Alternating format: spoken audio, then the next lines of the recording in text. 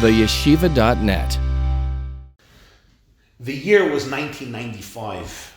Yitzchak Rabin signed the famous or infamous Oslo Accords with the leader of the PLO, Palestinian Liberation Organization, or probably a more accurate acronym would be Pathological Liars Organization.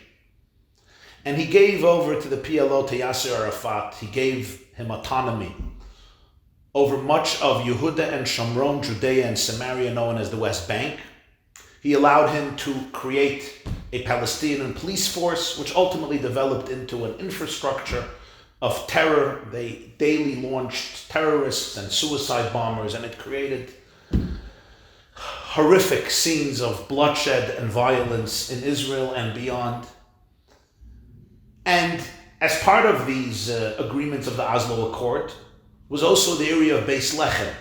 Beis Lechem, which is an enclave of Arabs, was supposed to be one of the regions that would be given over to Yasser Arafat's authority for him and his organization to have their, what was known as autonomy.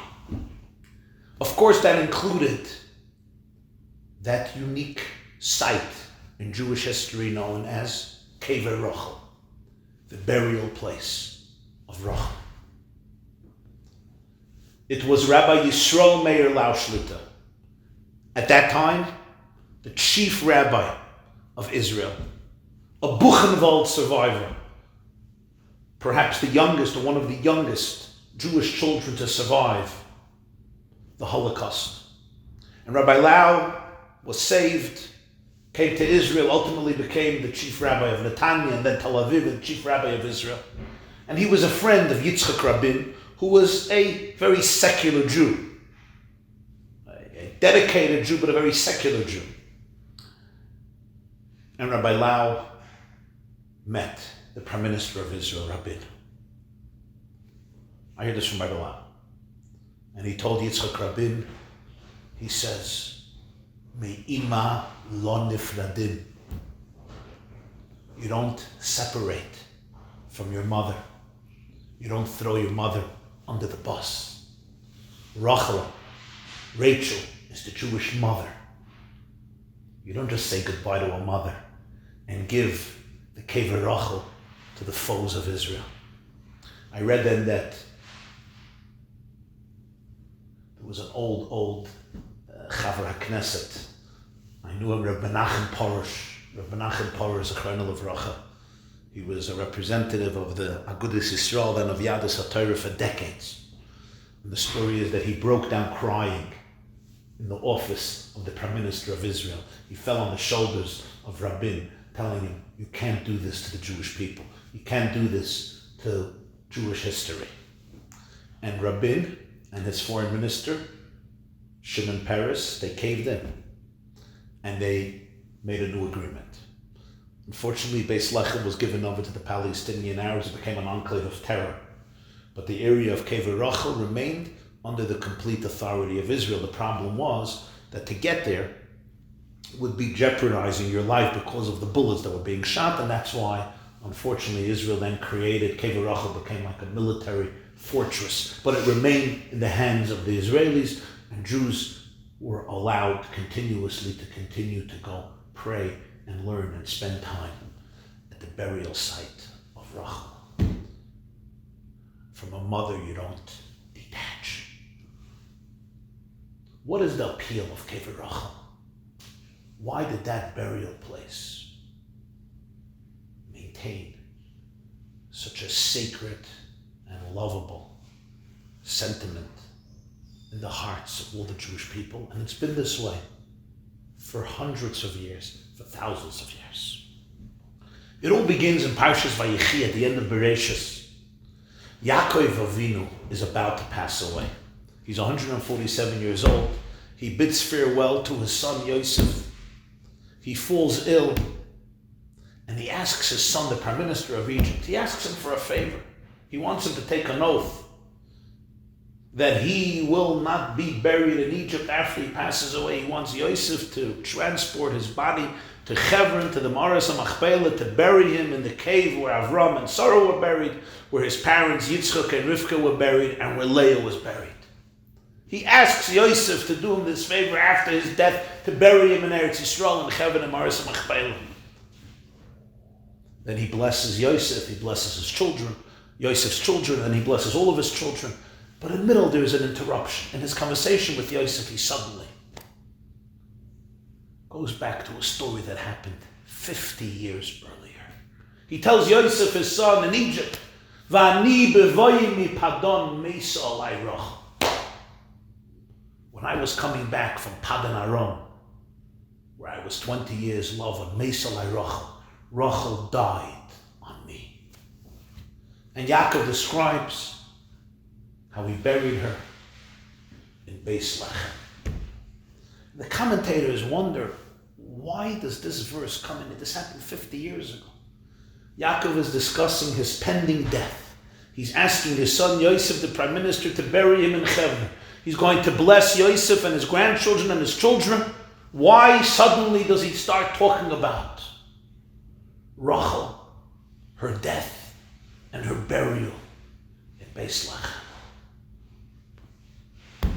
The Ramban, Rabbi Moshe ben Nachman, the 13th century great Talmudist, leader, physician, philosopher, biblical commentator, Rabbi Moshe ben Nachman from Spain, in his commentary on Chumash says, Yaakov anticipated that Yosef would be upset. You ask me to take you from Egypt to Eretz Yisrael and bury you in Hebron, in the Maris Machpelah with the Avos and the Imos. Why didn't you do this for my mother, Rochel? So Yaakov had to explain himself at this point and say, 50 years ago when your mother died, I was alone in the world. I had a bunch of little children. Binyamin was just born. He was a baby without a mother. I had a huge entourage of children, of infants, of cattle, of animals. I couldn't go to Kever. It's a half a day journey, but it was too much. So I had to bury her right there. So I buried her in Beis Lechem. Rabbeinu Avadia Seforno, the 15th century great Italian sage and philosopher and rabbi and scholar, in his commentary on Chumash, the Seforno gives a little bit of a different twist. He says, Vani bevoyi mi padon meisa alai Rochel. I was too sad. I didn't have the energy, the stamina to be able to carry her to Kever. I was just so downtrodden and dejected. Meisa alai Rochel. She died on me. The Gemara says, Einisha Mesa Ella Labaila Lakolia Shtvura Chutz Meishis Nur. The Gemara says in Sanhedrin, there's a substitute for everything in life. Besides the woman you married in your youth, your first wife, the woman you chose as your first wife, there's no substitute for that. Lakolia Shtvura Chutz Meishis Nur. Rochel's death affected Yaakov in the most powerful and devastating way. The Seforno says, Yaakov told Yosef, since that day, a void remains in my heart. I simply did not have the vigor to take her to Kever, and therefore I buried her again right there. But it's Rashi's interpretation that really became entrenched in the imagination of the Jewish people, taught to every young Jewish child. Rashi gives another interpretation.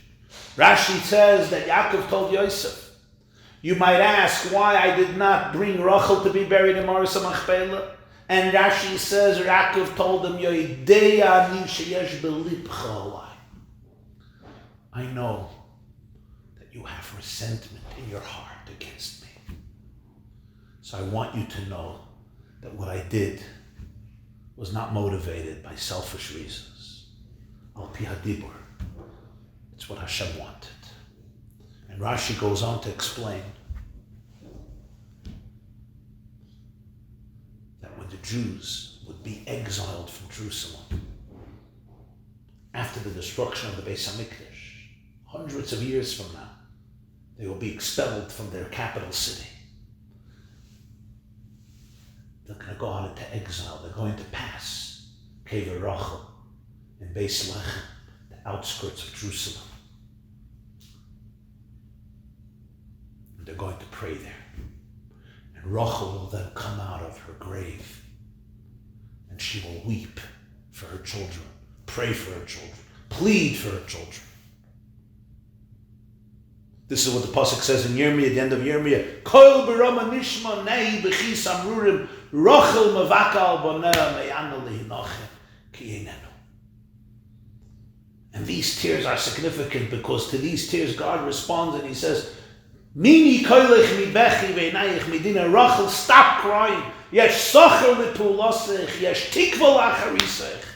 There is hope for the future. V'shavu vanim ligvulam. Your children will return to their borders. It was important, Yaakov said, for Rochel not to be buried in Kever, but to be buried in Beis Lechem.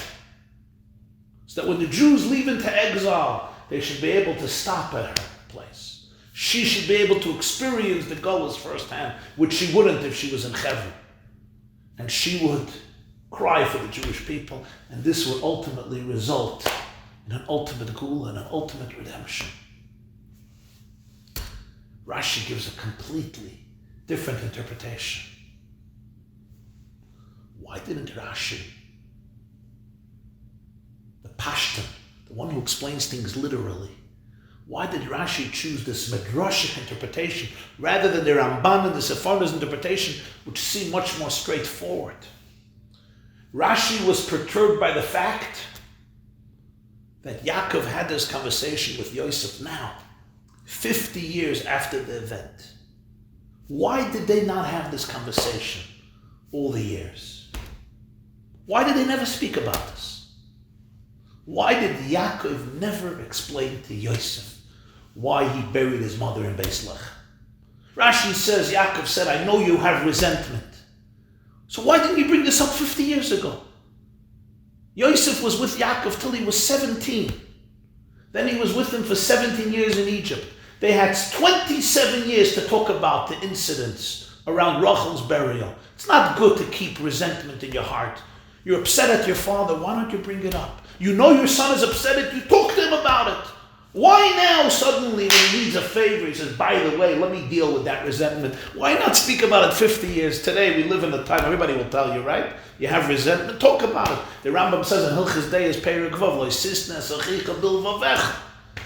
Talking about it is not the issue. Don't hate your brother in your heart. Don't keep grudges. Don't harbor resentment. Talk about it. Get it out there.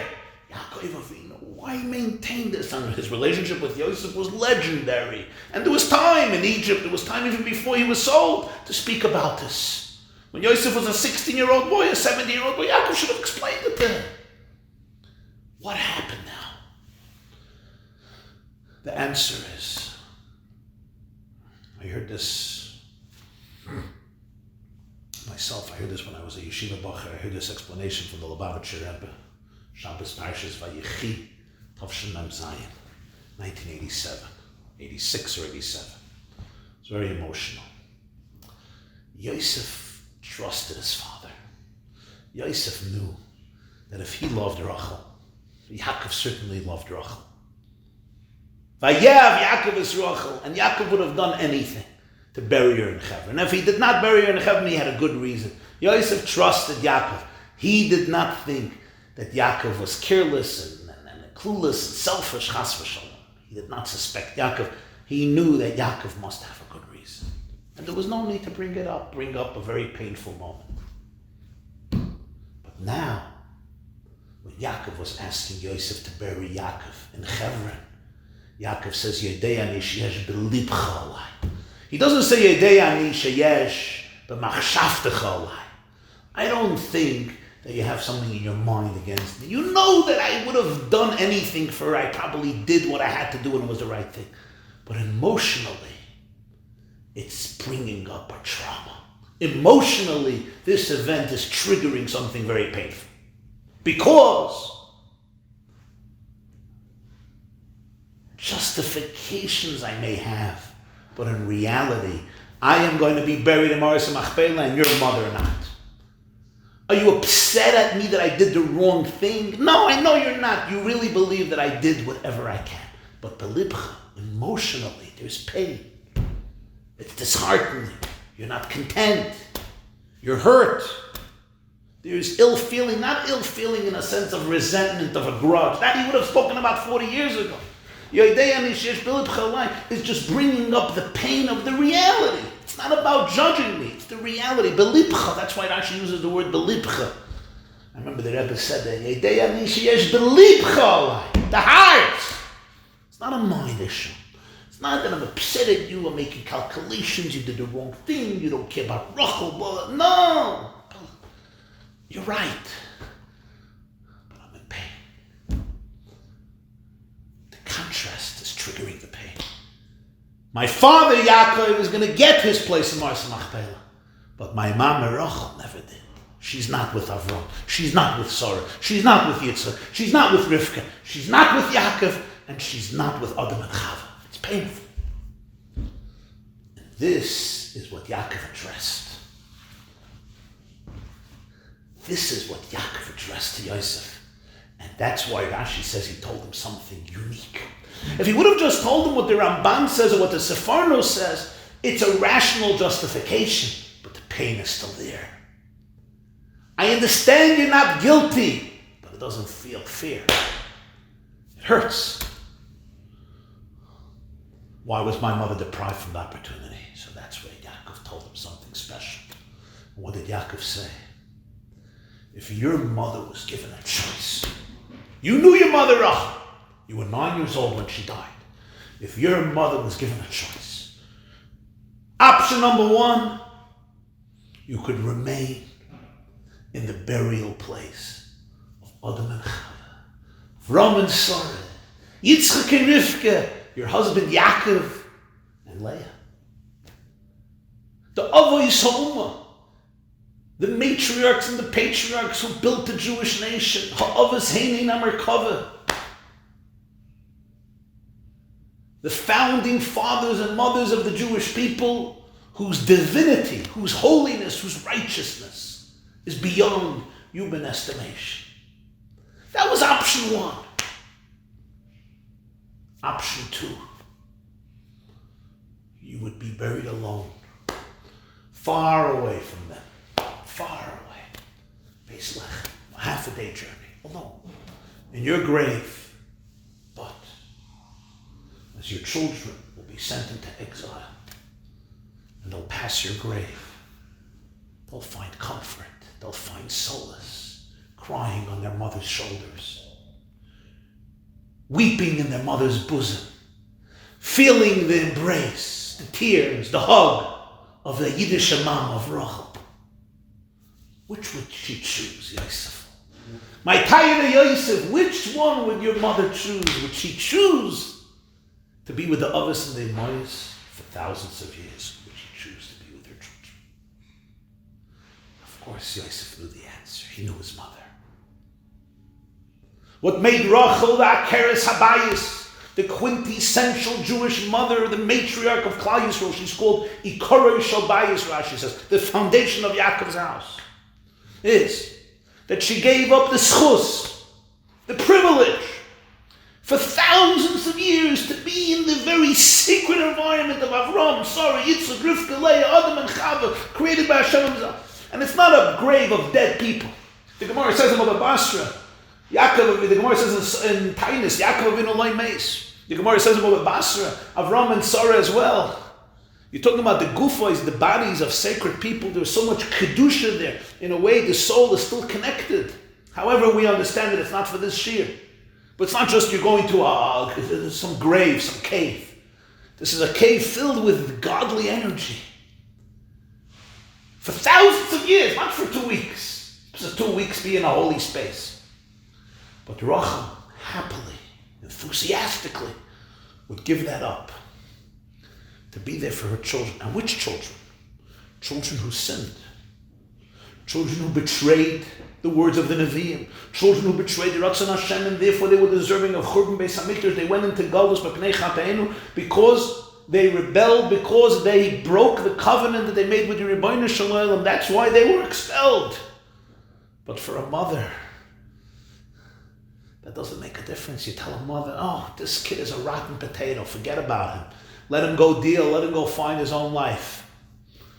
Maybe some fathers would say that, and even that, it's very rare for a healthy father to do so. But a mother doesn't sever cords ever. A mother's heart never detaches from a child. So even the greatest sinners of Israel, Rochel would enthusiastically embrace option number 2, just to be able to be there for the Jewish people, to give them that little extra comfort and solace that she could provide to them on their way to Golus. When Yosef heard this, he was soothed. The pain was eliminated because he realized that it's not Yaakov had a justification. It wasn't a b'di'evad. It was a lechatchila. This was the shlichus of Rochel. This was the schus of Rochel. This is what Rochel would have wanted and desired.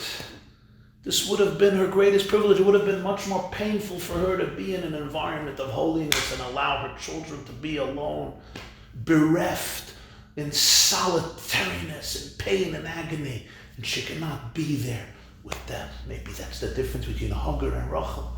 Hagar saw her son dying from thirst and she goes away. I don't want to see the pain. Yiddishe Mamme says, no.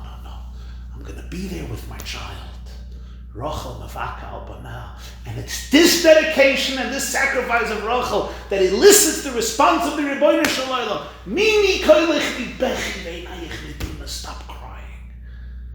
V'shavu me'eretz oy v'shavu bonam legvulam. Your kinderlach are going to come back. They're going to come back. Yerushalayim o yeshu seinem uskenes berchavos Yerushalayim. Yerushalayim will be dancing with the Jewish people. They're going to come back to Israel. They're going to come back to Yerushalayim. They're going to rebuild the Beis HaMikdash. There will be a Geula. This is what elicited that response until today. Especially at Aleph Cheshvan, the yard site of Mamme Rochel. Jews come to Rochel and they feel the embrace.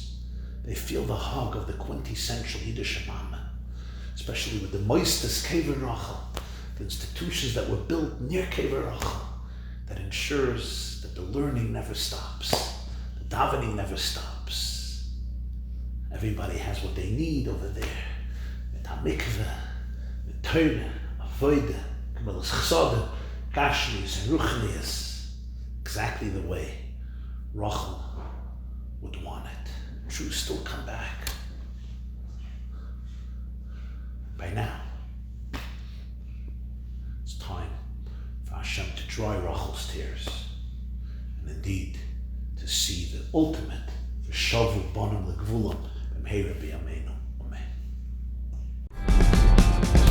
This class is brought to you by the yeshiva.net. Please help us continue the classes. Make even a small contribution at www.theyeshiva.net/donate.